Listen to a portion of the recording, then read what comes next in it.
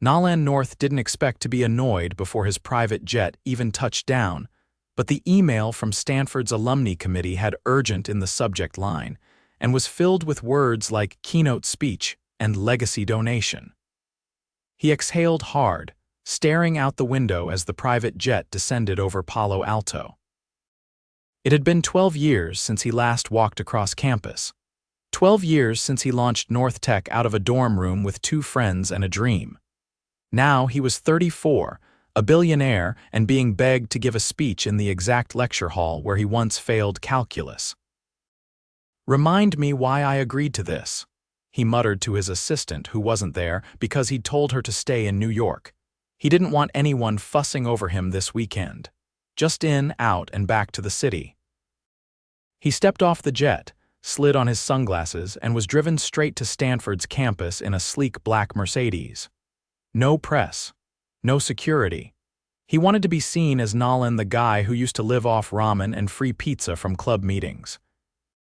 Not the man who just bought a tech startup for $200 million in cash. The campus hadn't changed much. Same red, tiled roofs, same towering palm trees, same smell of coffee and ambition.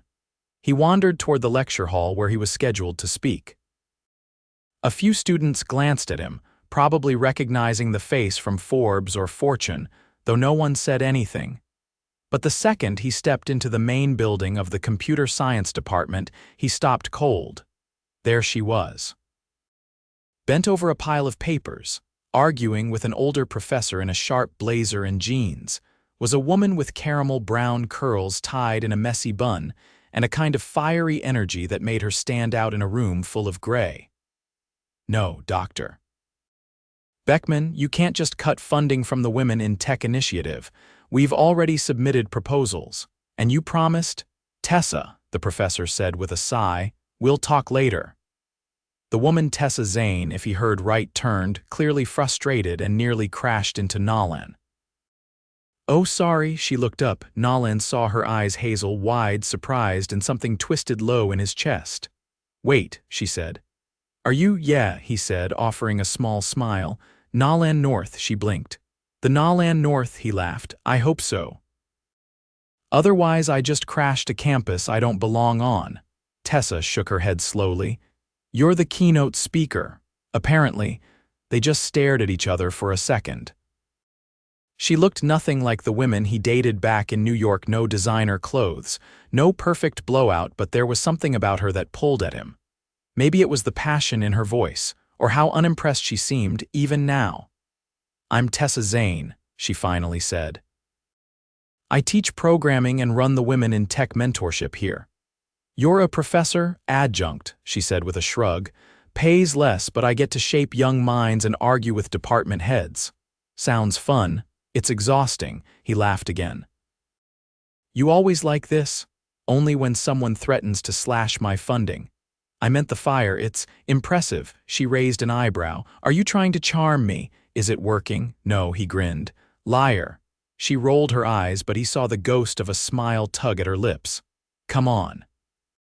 I'll walk you to the hall. You'll get lost otherwise." They walked in silence for a moment. He noticed how she didn't ask him about his money or his business. She didn't even seem interested in him as a billionaire, which, honestly, was rare. "You graduated from here, right?" she asked. "Yeah." "Class of 12.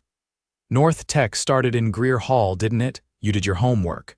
"I teach here. Your name's all over the place. You're kind of a legend, and yet you don't seem very impressed." "I'm not easily impressed." God, he liked her.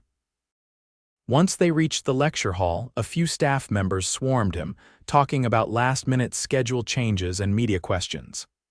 Tessa stepped back like she didn't belong in that circle, but Nolan wasn't having it. He turned to her. "You staying for the speech?" She hesitated. "I wasn't planning on it." "Stay," she studied him. "Why?" "Because I want you to," and to his surprise she nodded. "All right, North, I'll stay." The speech went fine. People clapped. A few cried. He made a joke about flunking calculus that landed well. But the entire time his eyes kept finding her in the back row. Tessa, arms crossed, eyes sharp, like she was trying to figure him out. Afterward he found her outside. "You hungry?" he asked. She gave him a look. Are you asking me out? I'm asking if you want food. That's not illegal, is it? I don't do pity dinners. Oh, I don't pity you, Tessa, I'm intrigued. That's different. She studied him again like she was still deciding. Then finally she said, fine. But I pick the place. Deal. 10 minutes later, they were sitting at a tiny taco truck near campus, him in a tailored suit, her in jeans and sneakers, both eating carne asada tacos off paper plates. This is the fanciest meal I've had all year, he said. She snorted. You probably eat caviar off gold spoons. I hate caviar. Of course you do. He looked at her, really looked. You're not like anyone I know back in New York. That's because I'm not trying to impress you. That's what's impressive. She looked down at her food, then back at him. Why are you really here, Nolan? Besides the speech, he hesitated. I guess I felt disconnected, like I built this empire but forgot why I started. And you thought visiting your old school would fix that? I didn't think I'd meet someone like you. Her eyes flickered. Don't do that. Do what? Make it sound like I'm some magical solution to your billionaire problems. I didn't mean it like that. Good, because I'm not. He leaned in slightly, but I still want to see you again. You don't even know me. I want to. She didn't answer right away. Then finally she said, one dinner doesn't mean anything. No, he said softly, but it could be the start of something. And for the first time she gave him a real smile, the kind that made his chest feel too tight. All right, North. Let's see what you've got. The next morning, Nolan stood barefoot in the hotel suite's kitchen, staring at the untouched French press coffee growing cold on the marble countertop. He'd slept maybe 3 hours, his mind caught in a loop of restless energy and flashes of amber eyes beneath thick lashes. He wasn't supposed to feel this way. Not after one taco truck dinner and a conversation that had left him more off balance than any boardroom negotiation ever had. But something about the way Tessa had met his gaze unapologetically direct, like she didn't care whether he liked the answer or not, had lodged itself in him like a splinter he couldn't ignore. He checked his watch. She'd mentioned she had class in the morning's intro to Python, if he remembered right. Without thinking twice, he threw on a fresh navy sweater, jeans, and his favorite low-profile sneakers. The Bentley stayed parked. He walked. Campus was already buzzing by the time he arrived. Students clustered in groups, some streaming into lecture halls, others hunched over laptops under shaded courtyards. He followed the signs to the computer science annex and found her through the glass wall of a third-floor classroom, writing something on the whiteboard with her left hand and gesturing animatedly with the other. He didn't realize he'd been standing there watching until a passing student raised an eyebrow at him. Lost? The guy asked. Nolan shook his head. No, he waited until the class ended. Tessa didn't notice him at first. She was answering a question from a girl near the front, nodding thoughtfully, then handing her a sheet of notebook paper. When she turned and saw him through the glass, her brows lifted, not in surprise but in challenge. You stalking me now? She asked once the door closed behind the last student. I prefer showing interest. Same thing if you show up unannounced. I figured if I asked, you'd say no. She folded her arms. You're not wrong. I brought coffee, not from a truck this time. Her eyes flicked to the to-go tray in his hand, then back to him. You guessed. You look like someone who takes it black, no sugar. She reached out, took the cup, and sipped. Lucky guess. He leaned against the wall, watching her. You always teach with that much fire. I don't know how to do anything halfway, I noticed. Tessa set the coffee down and grabbed her tote bag from the desk. I've got office hours. Unless you want to help debug a sophomore's midterm project? Tempting, but I had something else in mind. She paused, one hand on the bag strap. You're serious? I've got a few hours before I meet with the dean about a potential endowment. Come with me? Where? There's a bookstore on campus. Still there? Yeah, near the fountain. I want to see it again. You can tell me what's changed. She studied him for a beat, then sighed. Fine. But if anyone asks, you're my very confused cousin from Ohio. Deal. They walked in silence for a while, the kind that didn't feel awkward but rather charged with undercurrents they hadn't named yet. Students passed them without a second glance, and Nolan felt something almost unfamiliar settle in his chest. Calm. "You didn't stay in tech," Tessa said suddenly. "Not as a coder, I mean," he glanced over. "No, I stopped writing code after the first acquisition. I had to focus on running the company." "Was that hard?" "Harder than I thought it would be." She nodded like she understood exactly what he meant. "You miss it?" "Every day." They reached the bookstore, and he stepped inside first, holding the door open for her. The scent of paper and ink hit him like nostalgia distilled. "I used to sit in that corner," he said, pointing. "Read case studies I couldn't afford to buy." Tessa walked toward the shelves, fingers trailing along the spines. "It's strange, isn't it? Coming back to a place that shaped you before you even knew who you were." "Yeah, it's like walking through a version of yourself you don't quite recognize." She pulled out a copy of a book on machine learning. "This one's mine." "You wrote a textbook," contributed a chapter. "On algorithmic bias," he raised a brow. "Impressive. You keep saying that like you didn't build an empire." "I built something. You're shaping minds. There's a difference." She tucked the book back. "You're not what I expected." "What did you think I'd be?" "Entitled, detached. Bored, fair. But you're curious and restless, like you're still chasing something." He met her gaze. "Maybe I am." For a moment the air between them grew heavier, more charged. She turned away first. "You ever think about what you'd do if you hadn't made it big all the time?" "And I'd probably be teaching, or building something small, something I could touch." They left the bookstore and circled back toward the quad. The breeze picked up, rustling the trees overhead. "You know," she said, "most people who come back here only want to talk about what they've accomplished. You're the first who seems more interested in what they left behind." "I didn't expect to feel like this." "Like what?" "Like I might have missed something important the first time around." She stopped walking. "Nolan, I'm not some mystery you get to solve while you're in town. I know that. I don't want to be a detour in your perfectly controlled life." He stepped closer. "What if you're not a detour? What if you're the part I didn't even know I needed?" Tessa's eyes searched his. "You're used to getting what you want. Not always. Not when it matters." She looked down. "Don't make promises you can't keep." "I'm not." A voice called her name from across the quad, a student waving a notebook. She exhaled, stepping back. "I have to go." He nodded. "Can I see you tonight?" She hesitated, then said, "I have a workshop. Ends at 7. I'll be waiting." She didn't promise anything, but she didn't say no either.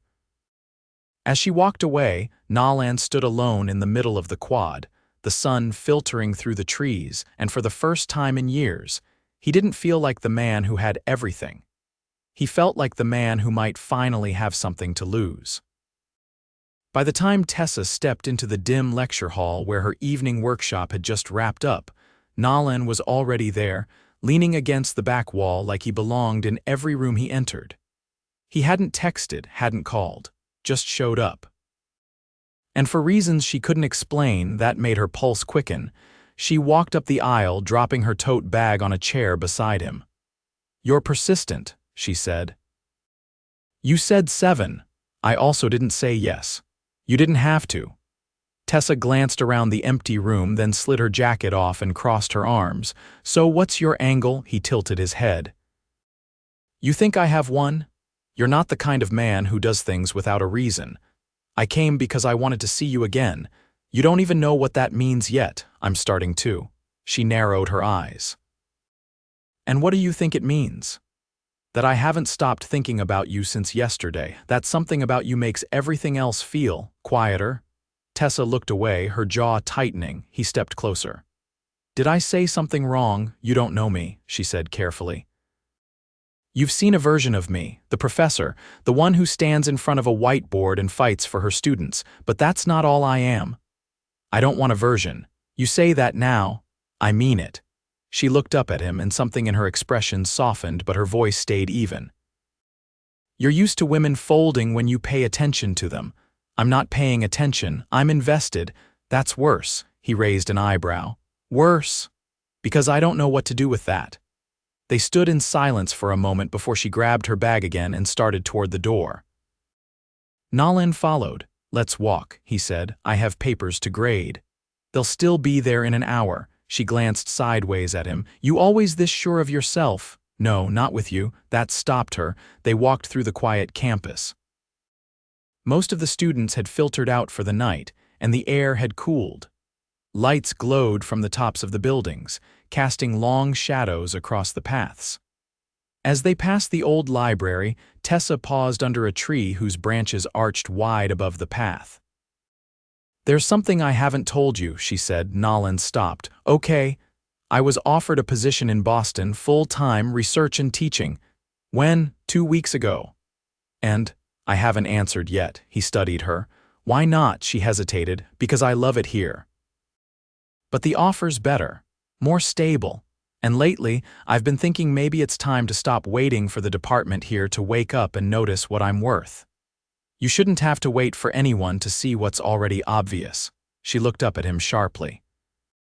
"That's easy to say when you're not the one scraping by, and it's hard to hear when you're used to doing everything alone." They stood under the tree, the space between them both too close and not close enough. "Why are you really here, Nolan?" she asked again, quieter this time. He stepped forward. "Because for the first time in years I feel like I'm not pretending, like I'm not just performing some version of success. Because of one conversation. No, because of you." Tessa swallowed hard. "Don't make this about me. It already is." Before she could answer, a voice called out from across the quad. Professor Zane, a girl with a lanyard around her neck, jogged toward them holding a folder. "Sorry," the student said breathlessly. "I forgot to give you the revised proposal. You said it had to be in by tonight." Tessa took the folder, her voice warm but distracted. "Thanks, Celine. I'll look at it tomorrow." As the girl left, Tessa pressed the folder to her chest for a moment, then turned back to Nolan. "I can't afford to lose focus right now. I'm not asking you to. You're a distraction." "Then let me be one that helps," she blinked. "How?" "I spoke with the dean this afternoon. I offered to fund an innovation program specifically for women in tech. Scholarships, equipment, conferences." "Long term," her eyes flared. "Why would you do that?" "Because it's the right thing to do. You did it for me." "I did it because I believe in what you're doing. But yes, you're the reason I noticed." Tessa looked away, visibly wrestling with something. "I don't want charity. This isn't charity, it's investment in your students, in the future, in you. I don't want to be indebted to you. You're not, you never will be," she exhaled, slow and shaky. "You're making this impossible to ignore. Good, you complicate everything. I'll take that as a compliment." Another silence stretched between them, but this one felt different. He could feel her defenses shifting, even if they weren't down yet. "I don't trust easily," she said. "I'll earn it. People say that. I don't." She looked up at him again, and this time she didn't look away. "I should go," she whispered. "Can I walk you home?" She hesitated, then nodded once. The walk was quiet again, but not uncomfortable. When they reached the edge of her building, she stopped at the steps. "This doesn't mean anything," she said, as if trying to convince herself. "It could. I don't believe in fairy tales. Neither do I, but I believe in timing and choice. And the people who change everything when you least expect it." Tessa looked at him for a long moment, then nodded once and disappeared through the door. Nolan stood there for a while, watching the lights flicker on in her apartment window. He didn't know where this was going. But for once, he didn't need a business plan. He just needed her to keep opening that door.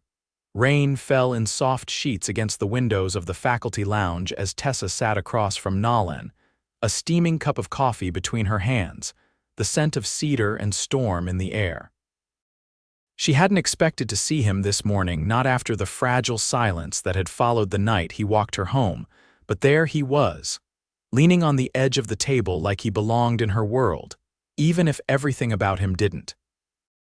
"You booked a hotel for a 3-day visit," she said, not asking, just observing. "I extended it. For how long?" "I haven't decided." She looked at him over the rim of her cup. "Don't you have an empire to run?" He took a sip of his own coffee, his expression unreadable. I'm not convinced that Empire won't still be there tomorrow. You're not the kind of man who leaves things idle. No, he said, but I'm starting to think I built the wrong thing, or at least built it in the wrong direction. Tessa set her cup down slowly. You're talking in riddles, he leaned forward. I spent years chasing scale, speed, domination, and I got it. But I don't remember the last time I created something that made someone's life better in a way that mattered. I don't need a project, Nolan. I know, he said. I'm not trying to fix you, I'm trying to be honest with you. That caught her off guard. She studied him carefully, her voice quieter. What does honesty look like for you? He didn't hesitate. It looks like admitting I wake up thinking about you and fall asleep replaying every word you've said to me. It looks like realizing I'm not sure I want to go back to New York without figuring out what this is. Tessa stood abruptly, walked to the window and stared out at the rain. The trees beyond the glass swayed in the wind, campus nearly empty in the early morning hour. You don't get it, she said finally. You can walk in here and say those things because your world is built to catch you if you fall. Mine never has been. He stood too, but kept his distance. Let me be clear, I'm not asking you to fall, I'm asking if you'll let me stay, in Palo Alto, in your life. She turned around slowly. You make it sound simple. It's not, he said, but it's worth it. She didn't speak for a moment, then moved past him, grabbing her coat from the chair. I have a board meeting in 20 minutes. If you're still here when I'm done, maybe we can talk. I'll be here, she paused at the door. I don't want to be the reason you blow up your life. You're not, he said softly. You're the reason I might finally live it. Later that afternoon, the boardroom buzzed with low voices and the scratch of pens on paper as Tessa took her seat. Dr. Beckman, sitting at the head of the table, adjusted his glasses with a clipped motion. We've reviewed the proposal from North Tech, he said. It's generous. It's not a proposal, Tessa said calmly. It's a partnership. There was a pause. One of the older board members cleared his throat. It's highly unusual for a private entity to fund a department initiative at this scale. Tessa kept her voice measured. So is ignoring decades of gender disparity in tech education. You're emotionally involved, Beckman said flatly. I'm professionally invested. More silence. Then a younger faculty member leaned forward. If we don't take this chance, we're making a mistake. This could change everything for our students. When the vote came, it passed nearly unanimously. Tessa stood after it was over, her heart thudding not with triumph but with something heavier possibility. She found Nolan outside the building, standing beneath the overhang, arms folded loosely as he watched the rain. You stayed, she said. You sound surprised. I am. Then I'm not trying hard enough. She walked toward him. They approved the initiative. I know, her eyes narrowed. You were listening. I was standing by the vending machine, he said, not eavesdropping, just lingering. You don't linger, I do for you. She looked at him for a long moment. Then, finally, you really meant it, about not going back. I've already called my assistant. I'm setting up a satellite office here, temporary for now. Tessa arched a brow. You're relocating your entire life because of one woman. No, he said. Because of the first woman who's made me want to stay still. Rain misted around them, soft and cold, but there was warmth between them, steady and growing. You don't know what this looks like in a month, she said, voice tight with uncertainty. No, he said, but I know what it looks like if I don't try. She hesitated, then pulled something from her bag, a folded piece of paper. She handed it to him. He unfolded it slowly. It was a copy of the Boston offer letter. I turned it down, she said. He looked up sharply. I decided I don't want to run anymore from this school, this fight, or this thing between us. He stepped closer, closing the space between them with quiet certainty. You're not going to regret this. I know. He reached out, brushing a raindrop from her cheek. So what happens now, I guess, she said, voice softening. We figure it out, together. He bent his head and she met him halfway, their lips finding each other in the hush of the storm. It wasn't a kiss of passion or urgency, it was the kind of kiss that began something. When they pulled apart, she rested her forehead against his.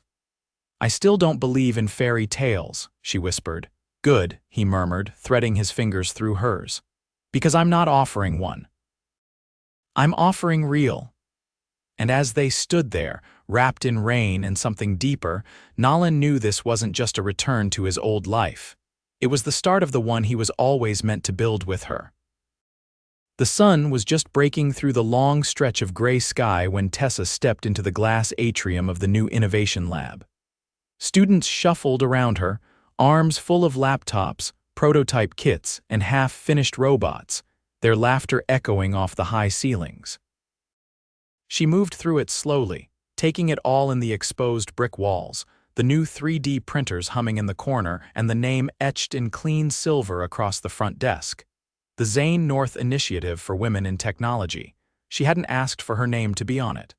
Nolan had insisted. Across the room, he stood beside the lead engineer, pointing something out on a touchscreen. He wore a fitted charcoal shirt with the sleeves rolled to his elbows and a pair of dark jeans that made him look more like a visiting founder than the billionaire who had made this entire space possible. When he saw her, he excused himself silently and walked toward her, that quiet intensity in his eyes never shifting. "You didn't tell me you were coming early," he said. "I had to see it before the crowd filled it up." He studied her face. "Well, it's more than I imagined," he leaned in slightly. "Good, because I'm not done." Tessa gave a small shake of her head. "You've already done enough." "No," he said. "I haven't even started."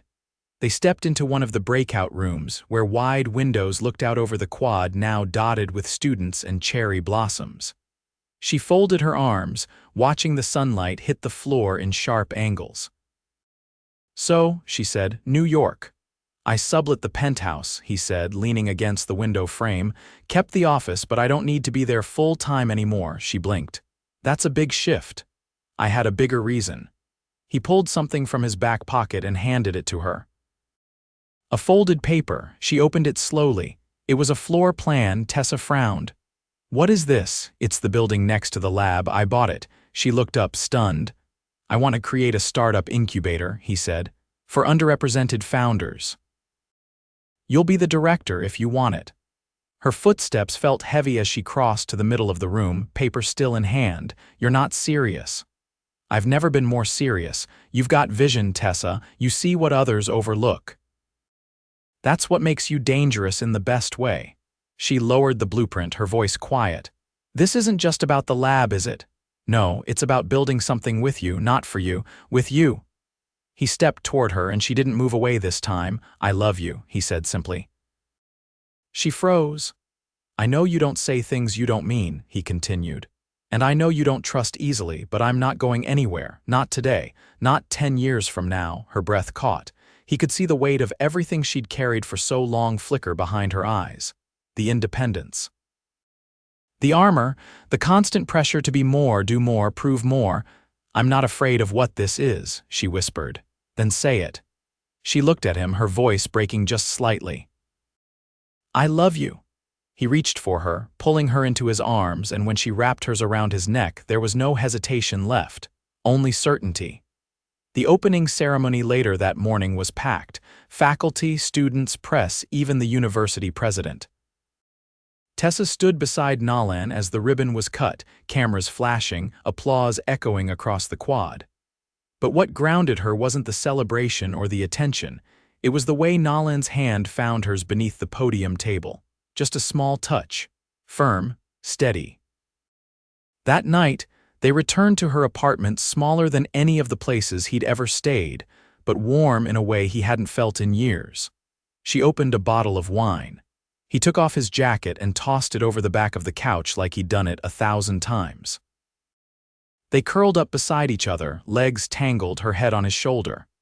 "There's one more thing," he said. "I swear, if you bought the whole campus," he grinned. "No, but I did talk to the dean again. They've created a new full-time position. You'll be running the entire mentorship and research hybrid program, tenure track." Her breath hitched. "You didn't pull strings. I offered funding. They made the decision." She leaned into him. "I don't know how to thank you. You already did. You let me in." They sat in silence for a while, the kind that felt like home. Weeks passed. The lab opened, students flourished, the incubator took its first applicants, and Tessa thrived. Nolan's presence became part of the rhythm of her days. He didn't try to change her. He didn't overshadow her, he simply stood beside her always. On a Sunday morning in late spring, he woke her with coffee and a velvet box. She sat up slowly, blinking. "It's not my birthday, I know." He opened the box before she could speak, a ring. Simple, elegant. A single diamond set in a platinum band. He didn't kneel, he didn't need to. "I want to build every part of my life with you," he said. "Marry me." Tessa stared at him, eyes wide, heart hammering. She didn't ask what came next. She didn't ask where they'd live or how it would work. She just said, yes. The ceremony was small, just the people who mattered. The reception was held in the Innovation Lab, transformed for the night into something magical. White lights strung across the ceiling, long tables of food and laughter, a soft jazz band playing in the corner. No headlines. No press, just them. As they danced beneath the lights, Nolan pressed his forehead to hers. "You still don't believe in fairy tales?" he asked. "I don't," she whispered. "But I believe in us." And in that moment, surrounded by the life they'd built with their own hands, it was enough. More than enough.